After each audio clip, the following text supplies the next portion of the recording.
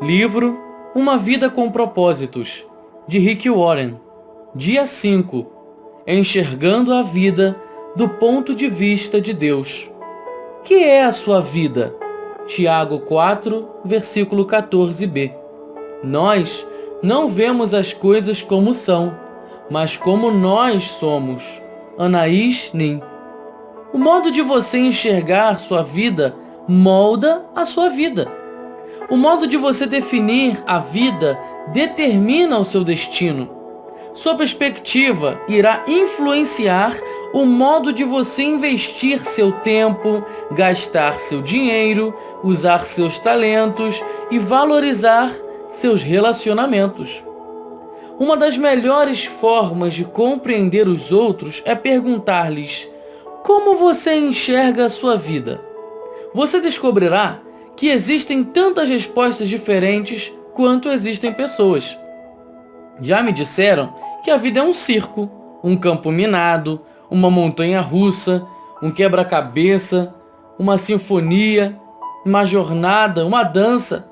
As pessoas dizem: a vida é um carrossel. Algumas vezes você está em cima, outras embaixo, e algumas vezes você fica apenas dando voltas. Ou a vida é uma bicicleta de 10 marchas, com engrenagens que nunca usamos.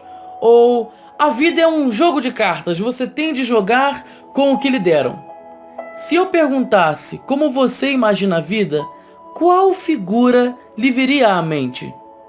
Tal imagem é a sua metáfora de vida. É a visão da vida que você tem, consciente ou inconscientemente. É a sua descrição de como funciona a vida e o que você espera dela. As pessoas, frequentemente, expressam suas metáforas de vida através de roupas, joias, carros, penteados, adesivos ou até mesmo tatuagens. Sua velada metáfora de vida influencia sua vida mais do que você percebe. Ela determina suas esperanças, valores, relacionamentos, metas e prioridades. Por exemplo, se você pensa que a vida é uma festa, seu principal valor é divertir-se. Se você vê a vida como uma corrida, certamente valorizará a velocidade e provavelmente estará apressado a maior parte do tempo. Se você vê a vida como uma maratona, valorizará a resistência. Se você vê a vida como uma batalha ou um jogo, vencer será muito importante para você. Qual a sua visão da vida? Você pode estar baseando sua vida em uma metáfora falha. Para cumprir os propósitos que Deus lhe deu, você terá de contestar o pensamento convencional e substituí-lo pelas metáforas bíblicas da vida. A Bíblia diz: não vivam como vivem as pessoas deste mundo, mas deixem que Deus os transforme por meio de uma completa mudança da mente de vocês. Assim, vocês conhecerão a vontade de Deus. A Bíblia oferece 3 metáforas que nos ensinam a visão que Deus tem da vida. A vida é um teste. A vida é uma incumbência de confiança. A vida é uma atribuição temporária. Essas ideias são os fundamentos da vida dirigida por propósitos. Estudaremos os 2 primeiros neste capítulo e o terceiro no próximo. A vida na Terra é um teste. Essa metáfora de vida é vista em histórias ao longo de toda a Bíblia. Deus continuamente testa as pessoas quanto ao caráter, fé, obediência, amor, honestidade e lealdade. Palavras como provações, tentações, refinar e testar ocorrem mais de 200 vezes na Bíblia. Deus provou Abraão ao pedir-lhe que oferecesse seu filho Isaque. Deus provou Jacó quando ele teve de trabalhar outros tantos anos para obter Raquel como esposa. Adão e Eva foram reprovados no teste do Jardim do Éden. E Davi, o foi em testes dados por Deus em diversas ocasiões. Mas a Bíblia também nos dá muitos exemplos de pessoas que passaram em grandes testes, tais como José, Ruth, Esther e Daniel. Os testes tanto desenvolvem quanto manifestam o caráter de alguém, e toda a vida é um teste. Você está sempre sendo testado. Deus constantemente observa sua reação às pessoas, aos problemas, ao sucesso, conflitos, enfermidades, decepções e até mesmo em relação ao clima. Ele até observa a mais simples ação, como quando você abre uma porta para alguém, pega o lixo que foi largado no chão, ou quando é educado com um balconista ou uma garçonete. Não conhecemos todos os testes que Deus vai aplicar, mas podemos prever alguns deles, baseados na Bíblia. Você será testado por grandes mudanças, promessas retardadas, problemas impossíveis, orações não respondidas, críticas imerecidas e até mesmo tragédias sem sentido. Em minha vida, percebo que Deus testa a minha fé por meio de problemas, minha esperança pelo modo como lido com minhas posses e meu amor por meio das pessoas. Um teste muito importante é verificar qual a sua atitude quando você não consegue sentir a presença de Deus em sua vida. Às vezes, Deus se retira intencionalmente e não sentimos mais sua proximidade. Um rei chamado Ezequias experimentou esse teste. A Bíblia diz: Deus o deixou para prová-lo e para saber tudo o que havia em seu coração. Ezequias desfrutava da companhia íntima de Deus, mas em um momento crucial de sua vida, Deus deixou-o só para testar o seu caráter, revelar uma fraqueza e prepará-lo para uma responsabilidade maior. Uma vez que tenha compreendido que a vida é um teste, você percebe que nada é insignificante na vida. Mesmo o menor incidente é relevante para o desenvolvimento de seu caráter. Cada dia é importante, cada segundo é uma oportunidade de crescimento para aprofundar o caráter e demonstrar amor ou dependência de Deus. Alguns testes parecem esmagadores, enquanto outros você nem percebe, mas todos têm implicações eternas. A boa notícia é que Deus quer que você passe nos testes da vida. Então, Ele jamais permitirá que você enfrente testes maiores que a graça que Ele lhe concede para lidar com eles. A Bíblia diz: mas Deus cumpre a sua promessa e não deixará que vocês sofram tentações que vocês não têm forças para suportar. Toda vez que você passa em um teste, Deus toma conhecimento e faz planos para recompensá-lo na eternidade. Tiago diz: felizes são aqueles que perseveram quando são testados. Depois de serem aprovados, eles receberão a coroa da vida que Deus prometeu aos que o amam. A vida na terra é uma incumbência de confiança. Essa é a segunda metáfora bíblica da vida.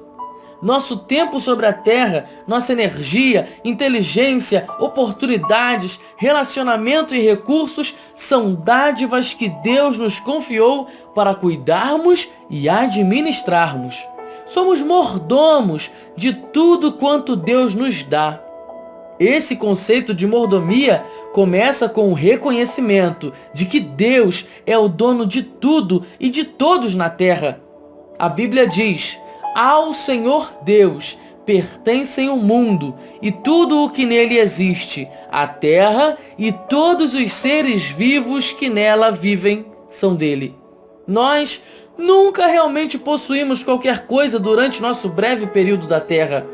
Deus apenas nos empresta a terra enquanto estamos aqui. Ela já era propriedade de Deus antes que você chegasse. E Deus irá emprestá-la a outra pessoa depois que você morrer. Tudo que você pode fazer é desfrutá-la por algum tempo. Quando Deus criou Adão e Eva, confiou a eles os cuidados de sua criação e os nomeou administradores de sua propriedade. A Bíblia diz: e os abençoou, dizendo: tenham muitos e muitos filhos, espalhem-se por toda a terra e a dominem, e tenham poder sobre os peixes do mar, sobre as aves que voam no ar e sobre os animais que se arrastam pelo chão. O primeiro serviço que Deus deu aos humanos foi administrar e cuidar das coisas dele sobre a terra. Dessa função, o homem jamais foi exonerado, e é parte de nosso propósito atualmente.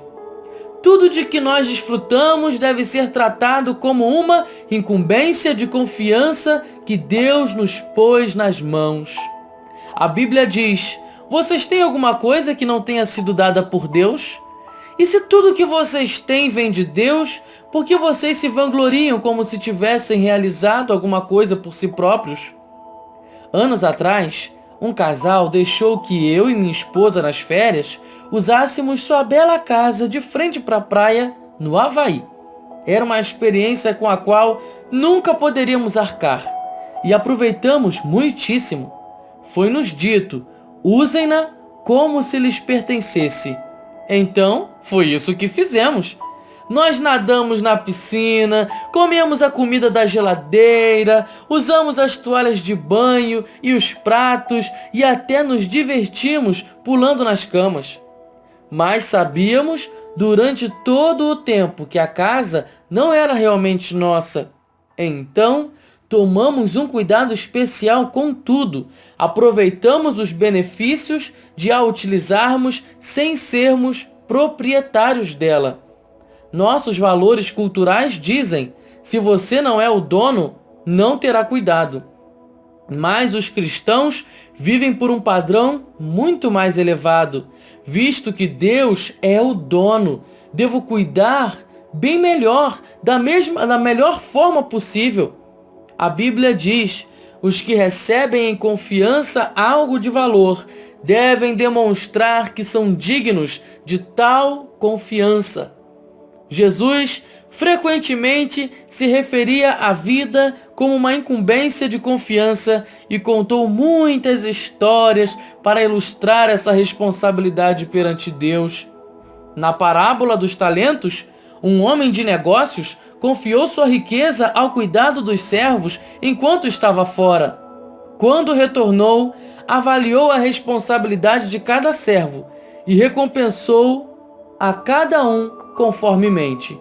O dono diz: muito bem, servo bom e fiel, você foi fiel no pouco, eu o porei sobre o muito. Venha e participe da alegria do seu senhor. Ao fim de sua vida sobre a terra, você será avaliado e recompensado conforme seu desempenho ao lidar com o que Deus lhe confiou. Isso significa que tudo que você faz, mesmo uma simples tarefa diária, tem implicações eternas. Se você tratar tudo como incumbência de confiança, Deus promete 3 recompensas na eternidade. Primeiro, você receberá o reconhecimento de Deus. Ele dirá: muito bem, bom trabalho. Depois, você receberá uma promoção e uma responsabilidade maior na eternidade. Eu o porei a cargo de muitas coisas. Então, você será honrado em uma comemoração. Venha e participe da alegria de seu Senhor. A maioria das pessoas não consegue perceber que o dinheiro é tanto um teste quanto uma incumbência de confiança dada por Deus. Deus usa a área financeira para nos ensinar a confiar nele. E para muitas pessoas, o dinheiro é o maior de todos os testes. Deus observa a forma em que usamos o dinheiro para testar quão confiáveis somos. A Bíblia diz: se vocês forem indignos de confiança em relação às riquezas desse mundo, quem lhes confiará as verdadeiras riquezas celestiais? Essa é uma verdade muito importante. Deus diz que há um relacionamento direto entre a forma de eu utilizar o meu dinheiro e a qualidade de minha vida espiritual. O modo de eu administrar meu dinheiro, riquezas desse mundo, determina quanto Deus pode confiar em mim com as bênçãos espirituais, as verdadeiras riquezas. Deixe-me perguntar: a forma de você administrar o seu dinheiro está impedindo Deus de fazer mais em sua vida? Você pode ser incumbido de riquezas espirituais? Jesus disse: a quem muito foi dado, muito será exigido. E a quem muito foi confiado, muito mais será pedido. A vida é um teste e uma incumbência de confiança. E quanto mais Deus lhe dá, mais responsável Ele espera que você seja. Pensando sobre o meu propósito. Tema para reflexão: a vida é um teste e uma incumbência de confiança. Um versículo para memorizar: quem é fiel nas coisas pequenas, também será nas grandes. Lucas 16:10. Uma pergunta para meditar: o que me aconteceu recentemente que agora percebo ter sido um teste de Deus? Quais as questões mais importantes que Deus me confiou? Voz: Daniel Moura de Paula.